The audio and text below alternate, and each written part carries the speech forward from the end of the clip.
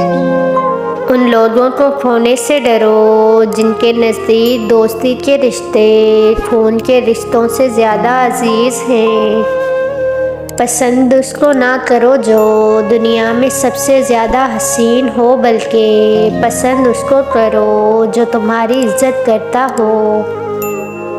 ہر انسان کی عزت اور اس سے محبت کرو، کیونکہ ہر انسان میں خدا کی کوئی نہ کوئی صفت موجود ہوتی ہے۔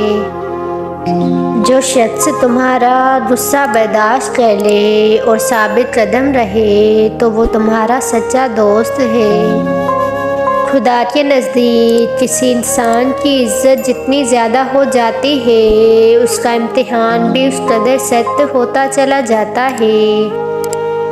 تمام تعریفیں اس ذات کے لیے ہیں کہ وہ جسے توڑے اسے کوئی جوڑ نہیں سکتا، اور جسے وہ جوڑے اسے سارے توڑنے والے مل کر توڑ نہیں سکتے۔ صبر کی دو صورتیں ہیں، جو ناپسند ہو اسے برداشت کرنا، اور جو پسند ہو اس کا انتظار کرنا۔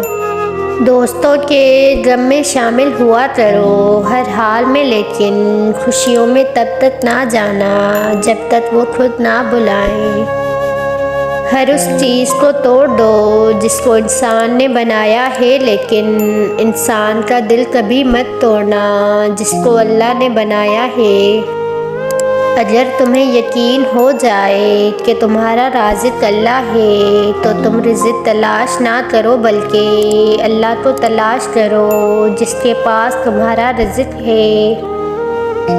اس سے ضرور معافی مانگو جسے تم چاہتے ہو، اور اس سے کچھ نہ چھپاؤ جو تم پر اعتبار کرتا ہو۔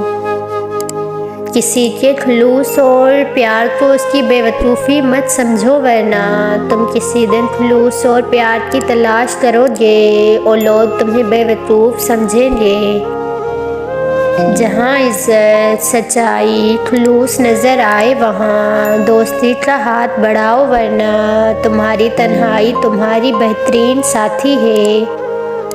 انسان کی تمام پریشانیاں دو باتوں کی وجہ سے ہیں، تقدیر سے زیادہ چاہتا ہے اور وقت سے پہلے چاہتا ہے۔ جو ہم سوچتے ہیں وہ ہوتا نہیں، جو ہوتا ہے اس کا علم نہیں، اور جو ہوگا بہترین ہوگا۔ جس زبان سے جھوٹ نکلنا بند ہو جائے، اس زبان سے نکلی ہوئی ہر ایک دعا قبول ہو جاتی ہے۔